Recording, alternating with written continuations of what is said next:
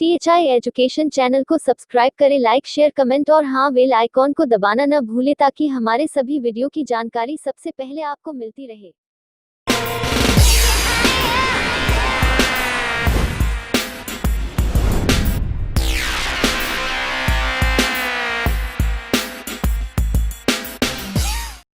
Hello students, welcome back to our channel THI education.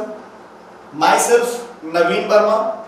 तो बच्चों, आज मैं आपके लिए उपसहसंयोजक यौगिक, जो कि इंग्लिश में हम लोग इसे कोऑर्डिनेशन कंपाउंड बोलते हैं, है ना। तो ये जो लेक्चर मैं आपके सामने आज लेकर आया हूं, ये यूपी बोर्ड वाले बच्चों के लिए लेकर आया हूं। इसके पहले लेक्चर में मैं आप सबको विलयन के बारे में कुछ इंट्रोडक्शन दिया था। उसमें मैंने आप लोगों को विलयन क्या होता है, विलयन के घटक कितने प्रकार के होते हैं, और सांद्रता के बारे में, और सांद्रता के कितने पद हैं जिसमें हम लोग नॉर्मलता, मोलरता, फॉर्मलता, मोल प्रभाज, द्रव्यमान प्रतिशत, द्रव्यमान आयतन प्रतिशत, आयतन प्रतिशत, और है ना पार्ट्स प्रति मिलियन, पार्ट्स प्रति मिलियन के बारे में मैंने आप लोगों को बताया था, और इस पे बेस्ड मैंने आप लोगों को क्वेश्चन करवाया था, है ना। विलयन इसी पे समाप्त नहीं होता है। विलयन के और भी टॉपिक्स हैं, जैसे राउल्ट के नियम हो गए, हेनरी का नियम हो गया, अणुसंख्य गुणधर्म, अणुसंख्य गुणधर्म किसे कहते हैं, कितने प्रकार के होते हैं, है ना। ये सब चीजें विलयन के अंदर अपने को पढ़ना होता है। बट वो जो लेक्चर में आपके सामने लेकर आया था बच्चों, वो सिर्फ विलयन का मैं आपको इंट्रोडक्शन दिया था ताकि आपको विलयन समझ में आने लगे। विलयन की बेसिक चीजें मैंने आपको क्लियर किया था, है ना।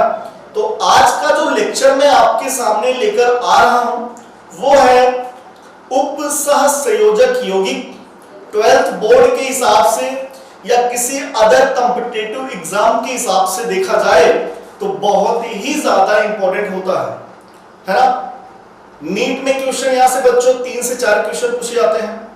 जेईई मेंस में 1 से 2 क्वेश्चन यहां से पुट अप होते हैं, किसी साल 2 क्वेश्चन, किसी साल 3 क्वेश्चन, किसी साल 1 क्वेश्चन यहां से आते हैं, है ना। तो चलिए स्टार्ट करते हैं उपसहसंयोजक यौगिक, है ना। ओके स्टूडेंट्स, स्टार्ट कर रहे हैं उपसहसंयोजक यौगिक, है ना। तो इसमें मैं आपको सबसे पहले बच्चों लवण के बारे में बताना चाह रहा हूं। लवण बच्चों, लवण क्या होता है आपको पता होता, अम्ल क्या होते हैं, क्षार क्या होते हैं, लवण क्या होते हैं, है ना, आयन क्या होते हैं। तो उसी तरीके से आज हम लोग सबसे पहला पॉइंट मैं आपसे पूछ रहा हूं, लवण क्या होता है। तो किसी बच्चे ने जवाब दिया कि सर ऐसे यौगिक जिसमें धनायन हो और क्या हो, ऋणायन हो, लेकिन धनायन और ऋणायन में H+ आयन और OH- आयन बिल्कुल ना हो। क्योंकि अगर धनायन में H+ आयन मिल गया तो बच्चों वो अम्ल कहलाएगा, या ऋणायन के तौर पे उसमें OH- आयन मिल गया तो क्षार कहलाएगा, है ना। तो लवण क्या होता है, जिसमें धनायन हो, ऋणायन हो, लेकिन धनायन उसमें क्या हो, क्या ना हो, H+ आयन ना हो, ऋणायन OH- आयन ना हो, उसी को हम लोग क्या बोलते हैं, सॉल्ट।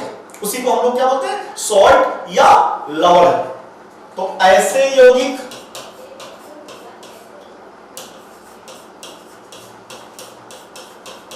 जिसमें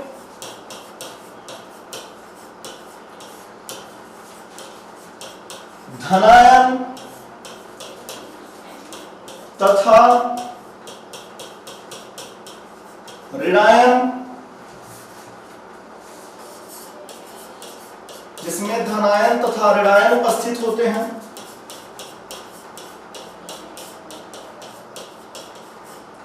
किसको छोड़ के, धनायन के तौर पे H+ आयन और ऋणायन के तौर पे OH- आयन, ये क्या होनी चाहिए बच्चों, उपस्थित ना हो। ये क्या होनी चाहिए, उपस्थित नहीं होनी चाहिए। तो उस प्रकार के यौगिक को हम लोग क्या बोलते हैं, बताइए, लवण कहलाता है। ठीक, अब मैं बात कर रहा हूं लवण। तो लवण की आपको पहला पॉइंट, लवण की परिभाषा पता चल गया कि जिसमें धनायन हो और ऋणायन हो, बट धनायन के तौर पे H+ आयन ना हो और ऋणायन के तौर पे OH- आयन ना हो, तो उस प्रकार के यौगिक को हम लोग उपसह संयोजक यौगिक के नाम से जानते हैं। अब मैं आपको बता देना चाहता हूं लवण के प्रकार। यहां पे बच्चों लवण दो प्रकार के माने जाते हैं, यहां पे अपने को दो प्रकार के ही पढ़ना है। एक सिंपल जिसे हम लोग साधारण लवण बोलते हैं, क्या साधारण लवण, और दूसरा बच्चों योगात्मक लवण। ओके, तो फर्स्ट मैं यहां पे बता रहा हूं लवण के प्रकार। लवण के प्रकार, लवण कितने प्रकार के होते हैं बच्चों? दो प्रकार के। एक कौन सा? साधारण लवण, और दूसरा योगात्मक लवण। पहला कौन सा? साधारण लवण, और दूसरा कौन सा? योगात्मक लवण, है ना। साधारण लवण बच्चों जिसमें एक ही प्रकार का धनायन और एक ही प्रकार का ऋणायन उपस्थित होता है, उसे हम लोग साधारण लवण बोलते हैं। अब वो जो एक ही प्रकार, मैंने एक टाइप का बोल रहा हूं, एक से ज्यादा नहीं। ठीक, फॉर एग्जाम्पल, जैसे मैं आपके सामने एग्जाम्पल ले रहा हूं बच्चों, उदाहरण जैसे NaCl, क्या NaCl और K2SO4। इसमें पोटेशियम तो नंबर संख्या देखा जाए 2 है, लेकिन कितने प्रकार का है? एक ही प्रकार का पोटेशियम है, एक ही प्रकार का ऋणायन है, वो है कौन? सल्फेट है। तो इस प्रकार के लवण को हम लोग साधारण लवण के नाम से जानते हैं। तो कभी आपसे पूछ लिया जाए व्हाट इज साधारण, मतलब साधारण लवण किसे कहते हैं, तो आप क्या बताएंगे?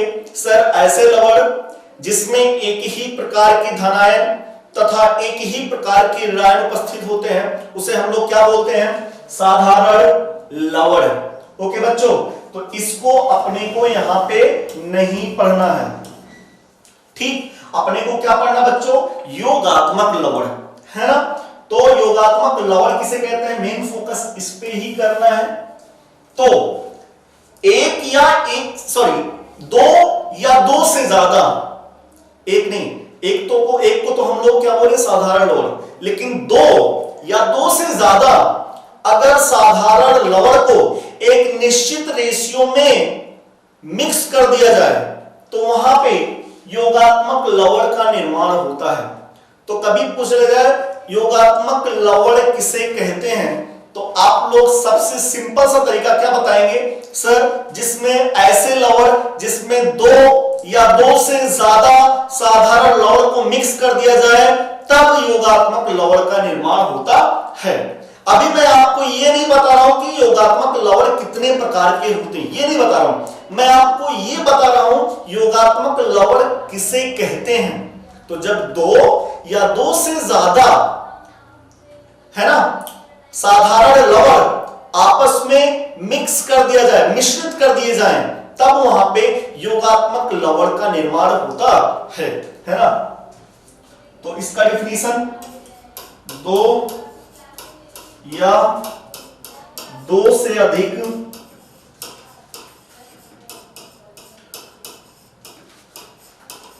साधारण लवण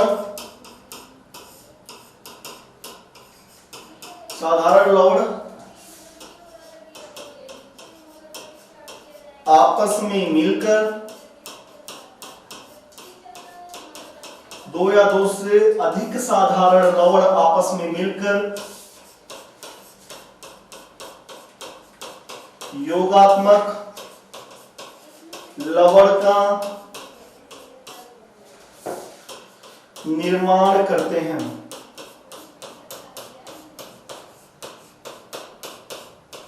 लेकिन बच्चों ये जो मिक्स किया जा रहा है, ये जो मिलाए जा रहे हैं, ये एक निश्चित अनुपात में होना चाहिए।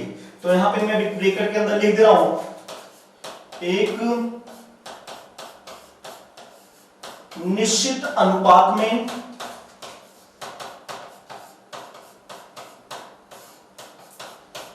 मिश्रित होने चाहिए, एक निश्चित अनुपात में मिश्रित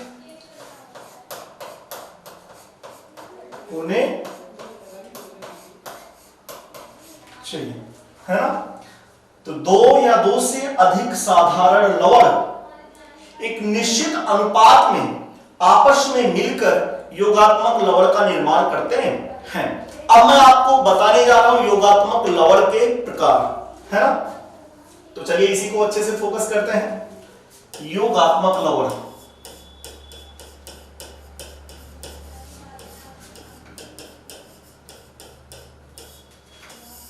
ठीक, कितने प्रकार के होते हैं बच्चों? दो प्रकार के। पहला क्या नाम होता है? द्विक लवण। क्या नाम होता है बच्चों? द्विक लवण। और दूसरा होता है कॉम्प्लेक्स सॉल्ट, जिसे हम लोग जटिल लवण बोलते हैं। और इसी के अंदर इसी को हम लोग क्या बोलते हैं? उप सह संयोजक यौगिक। इसी को हम लोग क्या बोलते हैं बच्चों? उप सह संयोजक यौगिक। तो योगात्मक लवण दो प्रकार के होते हैं, एक होता है द्विक लवण और एक होता है जटिल लवण, जिसे हम लोग उप सह संयोजक यौगिक के नाम से जानते हैं। द्विक लवण, तो सबसे पहले हम लोग द्विक लवण पढ़ेंगे, फिर इसके बाद जटिल लवण पढ़ेंगे। दोनों के दोनों थोड़ा एक दूसरे की कह सकते हो, थोड़ा का जो दोनों का जो भी इसके अंदर डिफिनीशंस हैं, इन दोनों का एक थोड़ा दोनों का जो कंपैरिजन करवाया जाए, तुलना करवाया जाए, तो दोनों एक दूसरे के तरीके से विरोधी होते हैं। तो सबसे पहला पॉइंट मैं आपको पढ़ाने जा रहा हूं, द्विक लवण।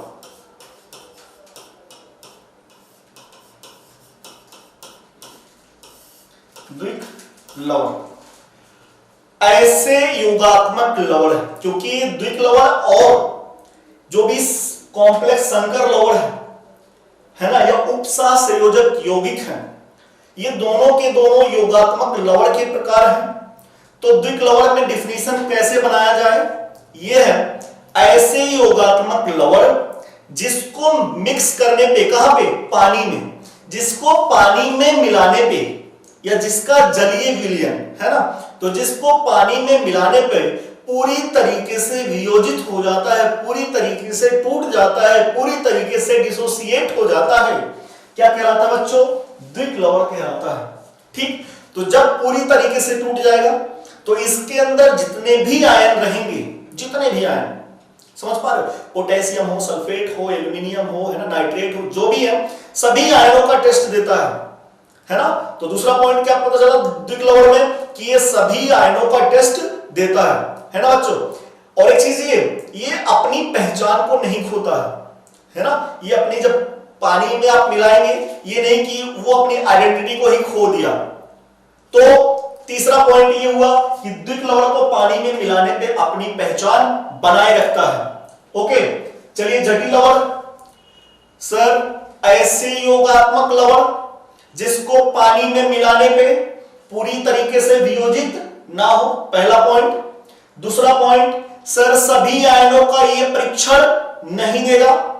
तीसरा पॉइंट बच्चों, कि अगर इनको पानी में घोल दिया जाए तो ये अपनी पहचान को क्या कर देते हैं? खो देते हैं। जबकि ये अपनी पहचान को नहीं खोता है, अपनी पहचान को बनाए रखता है। तो ये दोनों आप लोग द्विक लवण और जटिल लवण में आप लोग अंतर लिख सकते हैं। मान लीजिए बोर्ड में क्वेश्चन आया 2 नंबर का कि द्विक लवण और जटिल लवण में तुलना कीजिए या उसमें अंतर लिखिए। अब 2 नंबर का आया है तो आप एक लाइन में लिखेंगे नहीं, आप उसमें 2-3 अंतर तो आपको बताना ही पड़ेगा बच्चों, है ना। तो सबसे पहले मैं द्विक लवण में लिखना चाह रहा हूं ऐसे योगात्मक लवण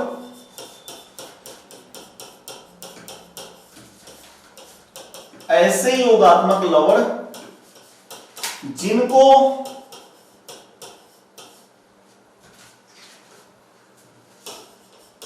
जल में मिलाने पे, जिनको जल में मिलाने पर पूर्ण रूप से वियोजित हो जाते हैं,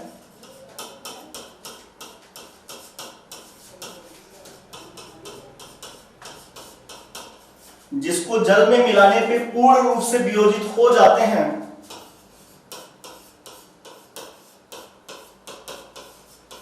द्विक लवण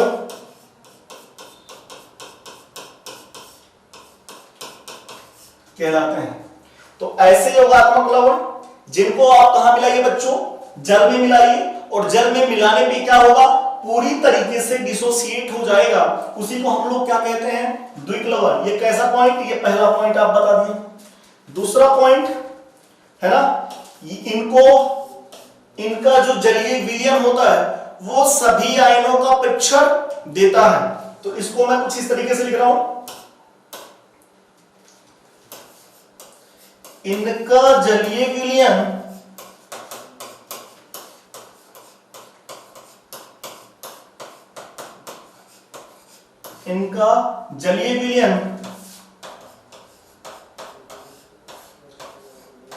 सभी आयनों का परीक्षण देता है।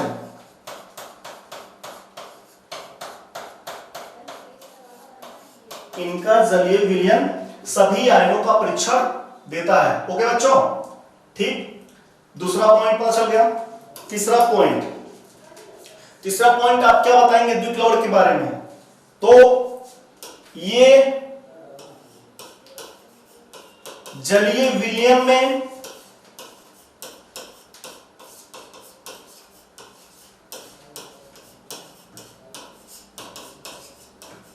अपनी पहचान को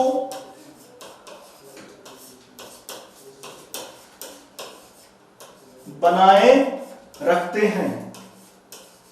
ओके बच्चों, तो क्या होता है कि इनको पानी में मिलाएंगे तो ये अपनी पहचान को नहीं खोते हैं, बल्कि ये अपनी पहचान को बनाए रखते हैं। जैसे अब मैं इसके एग्जांपल आपको बताने जा रहा हूं द्विक लवण के बच्चों। ओके,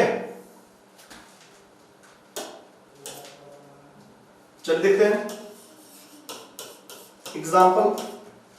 जैसे मैं अब साधारण लवण ले रहा हूं, एक साधारण लवण मैंने लिया बच्चों K2SO4। इसमें एक ही टाइप का धनायन और एक ही प्रकार का ऋणायन है, तो ये क्या है, साधारण लवण। एक साधारण लवण और लिया Al2SO4 का होल थ्राइस, एक ही प्रकार का धनायन और एक ही प्रकार का ऋणायन इसमें भी उपस्थित है, तो ये भी क्या है, साधारण लवण है। इसमें थोड़ा सा पानी मिलाया, एक निश्चित रेशियो लिया पानी का, और इन तीनों को मैंने क्या कर दिया बच्चों, मिक्स कर दिया। तो क्या बनेगा, K2SO4 डॉट Al2SO4 का होल थ्राइस डॉट 24H2O। ठीक, तो ये क्या बन गया बच्चों, ये सब क्या थे, ये भी क्या है, साधारण लवण है, और ये भी क्या है, साधारण लवण है। और इन दोनों को दो या दो से अधिक साधारण लवण को एक निश्चित रेशियो में मिश्रित किया जाए तो क्या बन रहा है, योगात्मक लवण। और योगात्मक लवण के अंदर भी कौन सा लवण है ये बच्चों, द्विक लवण है। कैसे पता चला, अभी पता चलने जा रहा है। ये अभी आप बोलो ये योगात्मक लवण है। अब इसको मैंने कहां मिलाया बच्चों, जलीय विलयन इनका तैयार किया। इसको एक्वस मतलब जलीय विलयन, या आप इसमें पानी मिला दीजिए ढेर सारा खूब। तो जैसे ही इनको पानी में मिलाया गया, देखा गया कुछ ये इस तरीके से टूट गए हैं। 2 पोटेशियम प्लस एक्वस, एक्वस मतलब जलीय है ना। 2 पोटेशियम थे, पोटेशियम के ऊपर कितना आवेश, +1, तो पोटेशियम के ऊपर +1 आवेश, और 2 पोटेशियम थे तो 2 प्लस सल्फेट भी पानी के अंदर टूट गया, एक्वस प्लस एल्यूमिनियम भी टूट गया। कितने एल्यूमिनियम बच्चों, 2 एल्यूमिनियम, एल्यूमिनियम के ऊपर कितना आवेश, +3, ये भी एक्वस। कितने सल्फेट हैं, 3, तो 3SO4, सल्फेट के ऊपर कितना आवेश, -2, और ये भी जलीय विलयन में, प्लस पानी जो भी थे वो बच्चों अलग हो गए। पानी नहीं टूटेगा क्योंकि पानी की जो वियोजन होता है बहुत ही कम होता है, बहुत है ना। तो इसलिए पानी को आप मत ही तोड़िए। मैं यहां पे बात कर रहा हूं ये जो दिक् लवण था या जो योगात्मक लवण था, जब इसको हम लोग जल में मिलाए, इसका जलीय विलयन तैयार किए, तो ये पूरी तरीके से 100% क्या था, ये 100% बच्चों क्या है, वियोजित हो चुका है, 100% वियोजित है। तो आप इसी को क्या बोलेंगे, दिक् लवण, क्योंकि ये पूरी तरीके से वियोजित हो गया। ओके, अब जैसे आपने क्या ले लिया, कौन सा है बच्चों, ये जो दिक् लवण, इसी का हम नाम क्या बोलेंगे, पोटास एलम। क्या बोलेंगे, पोटास एलम, या इसी का एक नाम और होता है बच्चों फिटकिरी। क्या, फिटकिरी, है ना। अब मैंने क्या किया कि इसके अंदर अलग अलग चीज का परीक्षण करना, जैसे पोटेशियम का, तो उसके लिए हम लोग कोई रिएजेंट, कोई अभिकर्मक मिलाएंगे और कुछ ना कुछ वहां पे, जैसे मान लीजिए वहां पे अवक्षेप बन गया, है ना, या कुछ अलग क्रिस्टलीय पदार्थ बन गया, तो सभी लोगों का परीक्षण करने के लिए कुछ अलग अलग पदार्थ या कुछ अलग अलग अभिकर्मक मिक्स किए जाते हैं। तो उससे हम लोग उस आयन का परीक्षण हम लोग कर लेते हैं, है ना। सल्फेट का परीक्षण कर लीजिए, एल्युमिनियम का परीक्षण कर लीजिए, तो सभी का परीक्षण देगा, सभी आयनों का परीक्षण देगा इसके अंदर। अरे बोलो, क्योंकि ये पूरी तरीके से क्या हुआ है, वियोजित हो चुका है ना। तो इसी को हम लोग क्या बोल रहे हैं बच्चों, द्विक लवण। किसका प्रकार है, योगात्मक लवण का। तो आपसे कभी पूछ लिया जाए दिक् लवण किसे कहते हैं, दिक् लवण का उदाहरण सहित समझाइए, तो आप ये इतना अगर लिखते हैं तो बोर्ड में बच्चों आपका एक भी नंबर नहीं कटेगा, क्योंकि एनसीईआरटी भी यही चीजें आपको समझाने की कोशिश किया हुआ है। ठीक, अब हम लोग पढ़ने जा रहे हैं बच्चों कॉम्प्लेक्स सॉल्ट, मतलब जटिल लवण, है ना बच्चों, जटिल लवण। जटिल लवण, जटिल लवण, पहला पॉइंट में डायरेक्ट यहां पे बता रहा हूं, क्या ये 100% वियोजित होते हैं बच्चों, क्या इनका जो वियोजन होता है वो 100% होते हैं क्या, नहीं, ये 100% वियोजित नहीं होते हैं। 100% वियोजित कौन होता है, वो है दिक् लवण, है ना। तो कभी इसका आपको परिभाषा लिखना पड़ जाए, उपसह संयोजक यौगिक किसे कहते हैं, या संकर लवण किसे कहते हैं, या जटिल लवण किसे कहते हैं, तो आप बताएंगे कि सर ऐसे योगात्मक लवण जो जलीय विलयन में पूरी तरीके से वियोजित नहीं होते हैं, संकर लवण कहलाते हैं। तो ऐसे योगात्मक लवण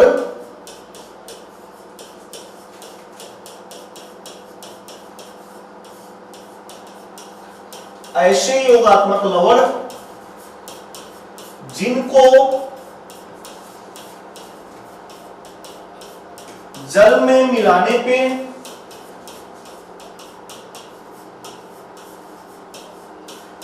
पूर्ण रूप से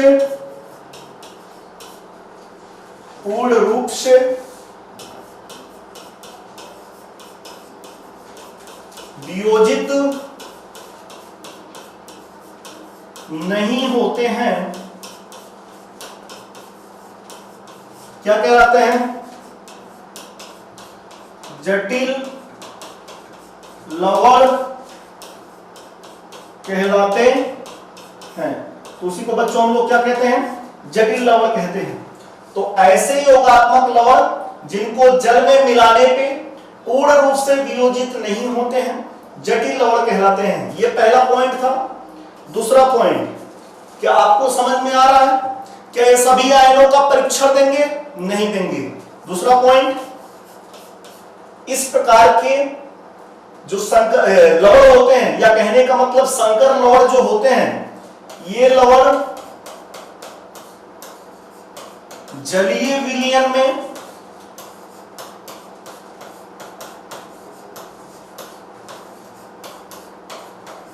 सभी आयनों का परीक्षण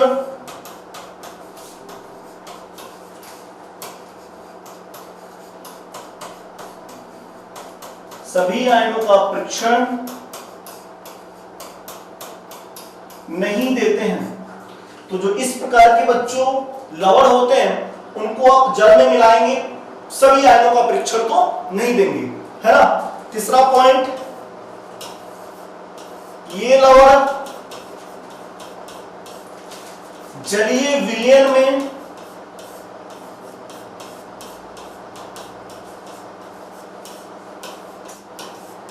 अपनी पहचान को क्या करते हैं बच्चों, खो देते हैं।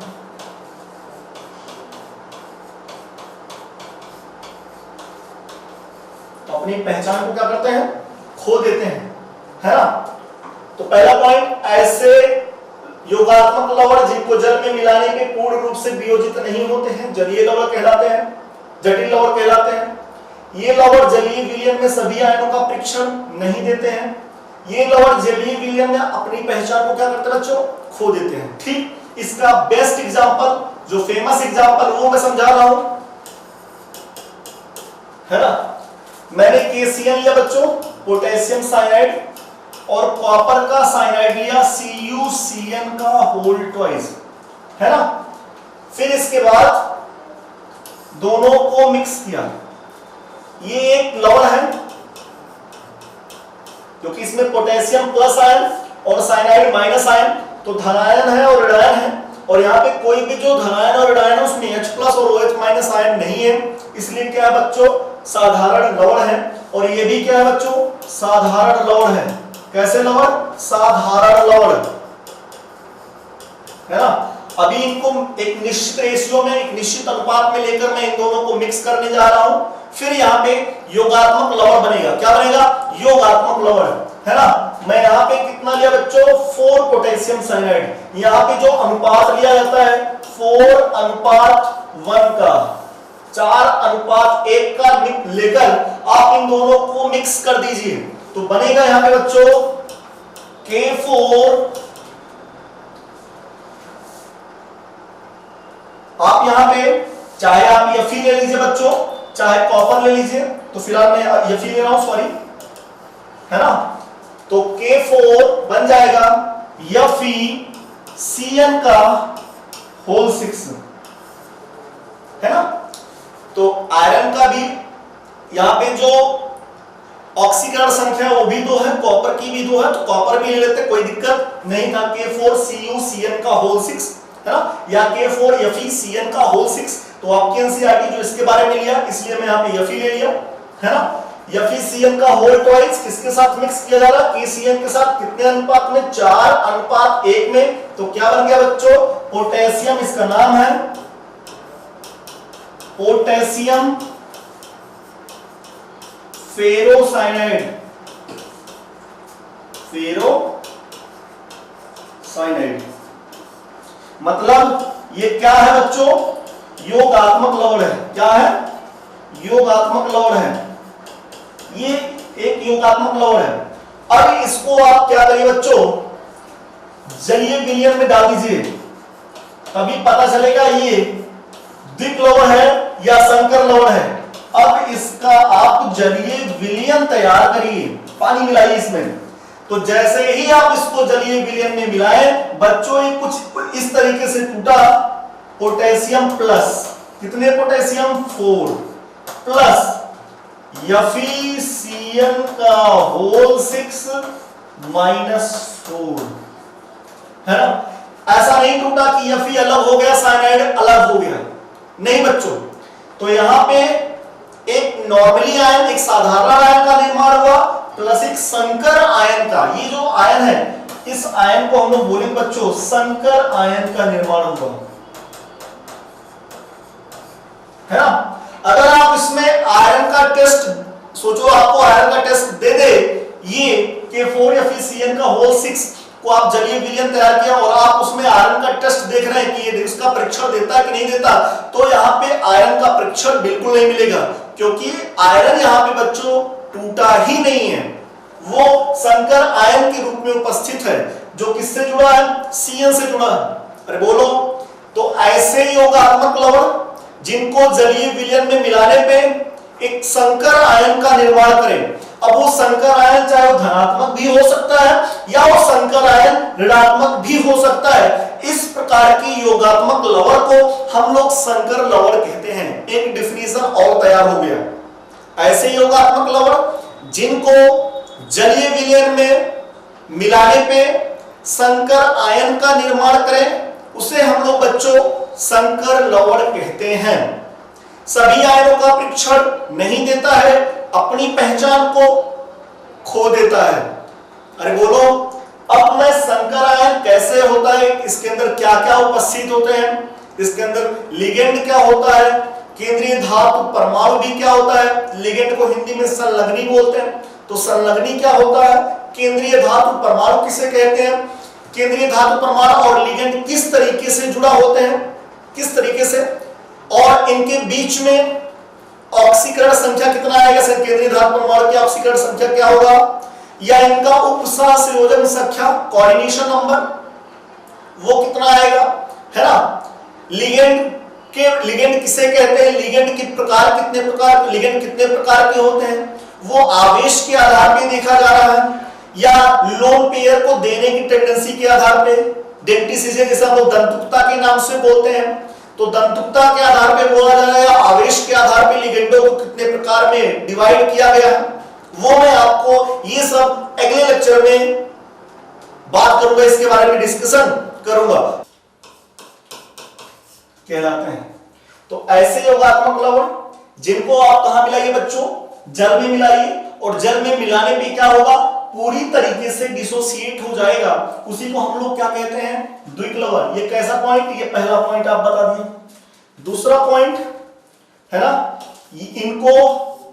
इनका जो जलीय विलयन होता है वो सभी आयनों का परीक्षण देता है। तो इसको मैं कुछ इस तरीके से लिख रहा हूं, इनका जलीय विलयन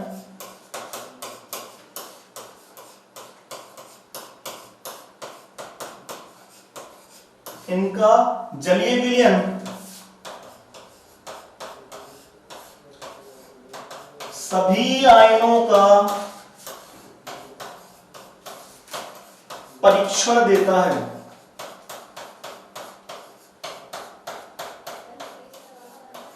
इनका जलीय विलयन सभी आयनों का परीक्षण देता है। ओके बच्चों, ठीक। दूसरा पॉइंट पता चल गया। तीसरा पॉइंट आप क्या बताएंगे द्विक लवण के बारे में, तो ये जलीय विलयन में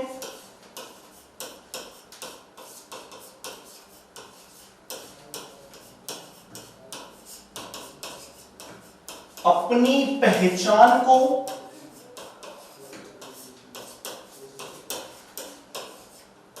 बनाए रखते हैं। ओके बच्चों, तो क्या होता है कि इनको पानी में मिलाएंगे तो ये अपनी पहचान को नहीं खोते हैं, बल्कि ये अपनी पहचान को बनाए रखते हैं। जैसे अब मैं इसके एग्जांपल आपको बताने जा रहा हूं द्विक लवण के बच्चों। ओके, चलिए देखते हैं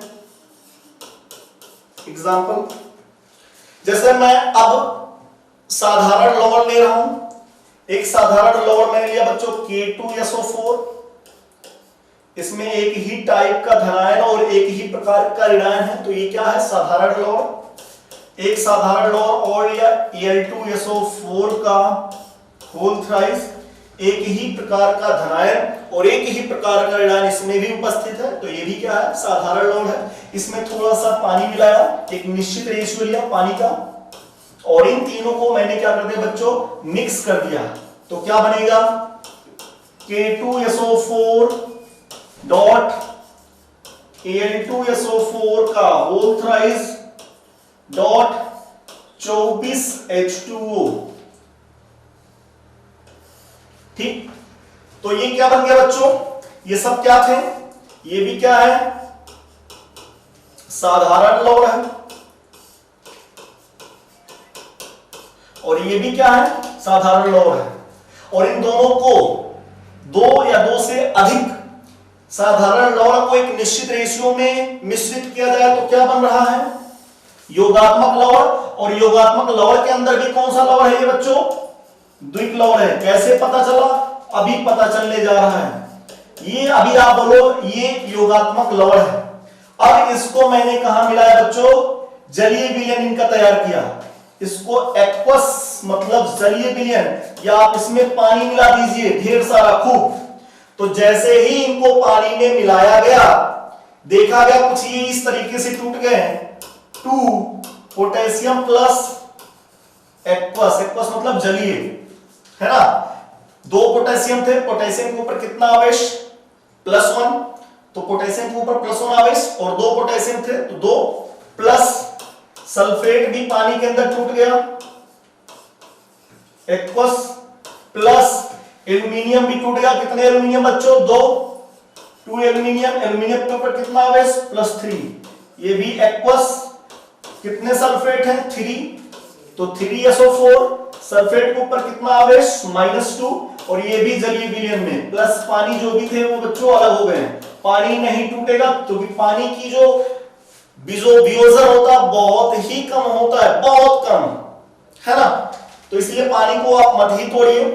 मैं यहां पे बात कर रहा हूं ये जो द्विक लवण था या जो योगात्मक लवण था, जब इसको हम लोग जल में मिलाए, इसका जलीय विलयन तैयार किए, तो ये पूरी तरीके से 100% क्या था? ये 100% बच्चों क्या है? वियोजित हो चुका है, 100% वियोजित है। तो आप इसी को क्या बोलेंगे? द्विक लवण, क्योंकि ये पूरी तरीके से वियोजित हो गया। ओके, अब जैसे आपने क्या ले लिया? कौन सा है बच्चों? ये जो द्विक लवण, इसी का हम नाम क्या बोलेंगे? Potash alum. क्या बोलेंगे? पोटास एलम, या इसी का एक नाम और होता है बच्चों फिटकिरी। क्या? फिटकिरी, है ना। अब मैंने क्या किया कि इसके अंदर अलग अलग चीज का परीक्षण करना, जैसे पोटेशियम का, तो उसके लिए हम लोग कोई रिएजेंट, कोई अभिकर्मक मिलाएंगे और कुछ ना कुछ वहां पे, जैसे मान लीजिए वहां पे अवक्षेप बन गया, है ना, या कुछ अलग क्रिस्टलीय पदार्थ बन गया, तो सभी लोगों का परीक्षण करने के लिए कुछ अलग अलग पदार्थ या कुछ अलग अलग अभिकर्मक मिक्स किए जाते हैं। तो उससे हम लोग उस आयन का परीक्षण हम लोग कर लेते हैं, है ना। सल्फेट का परीक्षण कर लीजिए, एल्यूमिनियम का परीक्षण कर लीजिए, तो सभी का परीक्षण देगा, सभी आयनों का परीक्षण देगा इसके अंदर। अरे बोलो, क्योंकि ये पूरी तरीके से क्या हुआ है? वियोजित हो चुका है ना। तो इसी को हम लोग क्या बोल रहे हैं बच्चों? द्विक लवण। किसका प्रकार है? योगात्मक लवण का।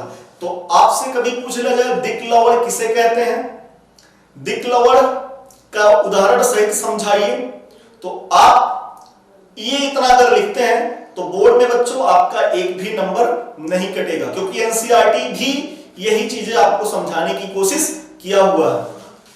ठीक, अब हम लोग पढ़ने जा रहे बच्चों कॉम्प्लेक्स सॉल्ट, मतलब जटिल लवण, है ना बच्चों। जटिल लवण, जटिल लवण, जटिल लवण पहला पॉइंट में डायरेक्ट यहां पे बता रहा हूं, क्या ये 100% वियोजित होते हैं बच्चों? क्या इनका जो वियोजन होता है वो 100% होते हैं क्या? नहीं, ये 100% वियोजित नहीं होते हैं। 100% वियोजित कौन होता है? वो है द्विक लवण, है ना। तो कभी इसका आपको परिभाषा लिखना पड़ जाए, उपसह संयोजक यौगिक किसे कहते हैं, या संकर लवण किसे कहते हैं, या जटिल लवण किसे कहते हैं, तो आप बताएंगे कि सर ऐसे योगात्मक लवण जो जलीय विलयन में पूरी तरीके से वियोजित नहीं होते हैं संकर लवण कहलाते हैं। तो ऐसे योगात्मक लवण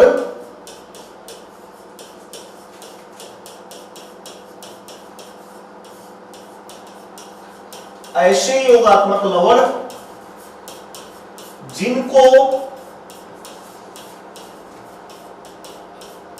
जल में मिलाने पे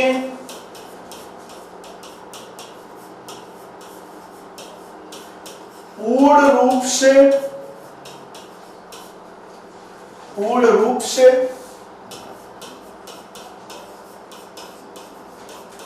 वियोजित नहीं होते हैं, क्या कहलाते हैं? जटिल लवण कहलाते हैं। तो उसी को बच्चों हम लोग क्या कहते हैं? जटिल लवण कहते हैं।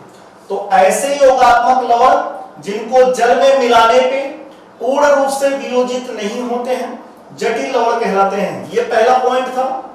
दूसरा पॉइंट, क्या आपको समझ में आ रहा है? क्या ये सभी आयनों का परीक्षण देंगे? नहीं देंगे। दूसरा पॉइंट, इस प्रकार के जो संकर लवण होते हैं, या कहने का मतलब संकर लवण जो होते हैं, ये लवण जलीय विलयन में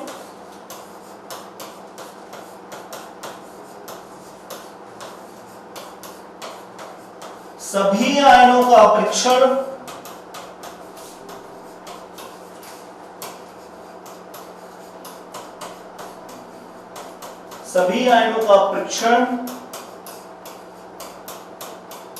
नहीं देते हैं। तो जो इस प्रकार के बच्चों लवण होते हैं उनको आप जल में मिलाएंगे, सभी आयनों का परीक्षण तो नहीं देंगे, है ना। तीसरा पॉइंट, ये लवण जलीय विलयन में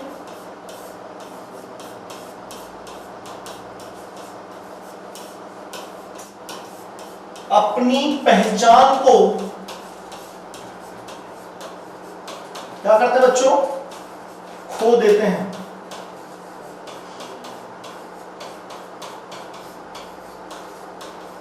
तो अपनी पहचान को क्या करते हैं?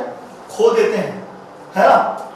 तो पहला पॉइंट, ऐसे योगात्मक लवण जिनको जल में मिलाने के पूर्ण रूप से वियोजित नहीं होते हैं जलीय लवण कहलाते हैं, जटिल लवण कहलाते हैं। ये लवण जलीय विलयन में सभी आयनों का परीक्षण नहीं देते हैं। ये लवण जलीय विलयन में अपनी पहचान को क्या करते हैं बच्चों? खो देते हैं। ठीक, इसका बेस्ट एग्जांपल, जो फेमस एग्जांपल, वो मैं समझा रहा हूं, है ना। मैंने KCl लिया बच्चों, पोटेशियम साइनाइड, और कॉपर का साइनाइड लिया CuCN का होल ट्वाइस, है ना। फिर इसके बाद दोनों को मिक्स किया। ये एक लवण है क्योंकि इसमें पोटेशियम प्लस आयन और साइनाइड माइनस आयन, तो धनायन है और ऋणायन है, और यहाँ पे कोई भी जो धनायन और ऋणायन है उसमें H प्लस और OH माइनस आयन नहीं है, इसलिए क्या है बच्चों? साधारण लवण है। और ये भी क्या है बच्चों? साधारण लवण है। कैसे लवण? साधारण लवण, है ना। अभी इनको एक निश्चित रेशियो में, एक निश्चित अनुपात में लेकर मैं इन दोनों को मिक्स करने जा रहा हूं। फिर यहाँ पे योगात्मक लवण बनेगा। क्या बनेगा? योगात्मक लवण, है ना। मैं यहाँ पे कितना लिया बच्चों? 4 पोटेशियम साइनाइड। यहाँ पे जो अनुपात लिया जाता है 4:1 का, 4:1 का लेकर आप इन दोनों को मिक्स कर दीजिए, तो बनेगा यहाँ पे बच्चों K4। आप यहां पे चाहे आप Fe ले लीजिए बच्चों, चाहे कॉपर ले लीजिए, तो फिलहाल मैं Fe ले रहा हूं, सॉरी, है ना। तो K4 बन जाएगा FeCN का होल 6, है ना। तो आयरन का भी यहां पे जो ऑक्सीकरण संख्या वो भी 2 है, कॉपर की भी 2 है, तो कॉपर भी ले लेते, कोई दिक्कत नहीं था। K4CuCN का होल 6, है ना, या K4FeCN का होल 6। तो आपके एनसीईआरटी जो इसके बारे में लिया, इसलिए मैं यहाँ पे Fe ले लिया, है ना। FeCN का होल ट्वाइस किसके साथ मिक्स किया जा रहा है? KCN के साथ। कितने अनुपात में? 4:1 में। तो क्या बन गया बच्चों? पोटेशियम, इसका नाम है पोटेशियम फेरोसाइनाइड, फेरोसाइनाइड। मतलब ये क्या है बच्चों? योगात्मक लवण है। क्या है? योगात्मक लवण है। ये एक योगात्मक लवण है। अब इसको आप क्या करिए बच्चों? जलीय विलयन में डाल दीजिए, तभी पता चलेगा ये द्विक लवण है या संकर लवण है।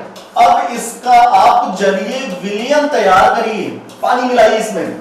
तो जैसे ही आप इसको जलीय विलयन में मिलाएं बच्चों, ये कुछ इस तरीके से टूटा, पोटेशियम प्लस, कितने पोटेशियम 4 प्लस FeCN का होल 6 माइनस 4, है ना।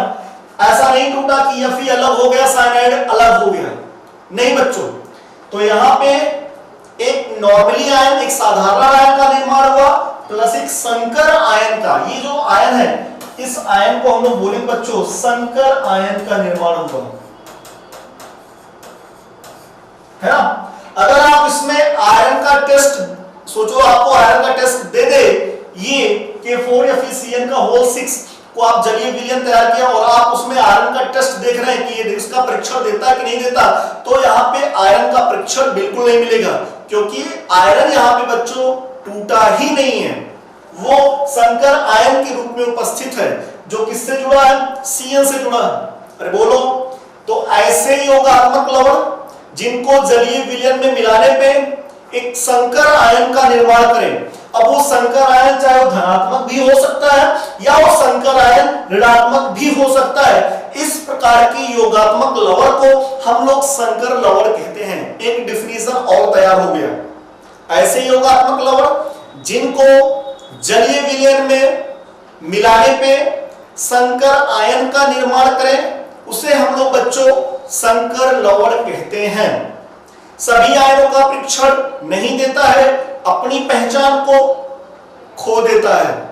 अरे बोलो, अब मैं संकर आयन कैसे होता है, इसके अंदर क्या क्या उपस्थित होते हैं, इसके अंदर लिगेंड क्या होता है, केंद्रीय धातु परमाणु भी क्या होता है, लिगेंड को हिंदी में संलग्नी बोलते हैं, तो संलग्नी क्या होता है, केंद्रीय धातु परमाणु किसे कहते हैं, केंद्रीय धातु परमाणु और लिगेंड किस तरीके से जुड़ा होते हैं, किस तरीके से, और इनके बीच में ऑक्सीकरण संख्या कितना आएगा, केंद्रीय धातु परमाणु की ऑक्सीकरण संख्या क्या होगा, या इनका उपसंयोजन संख्या कोऑर्डिनेशन नंबर वो कितना आएगा, है ना।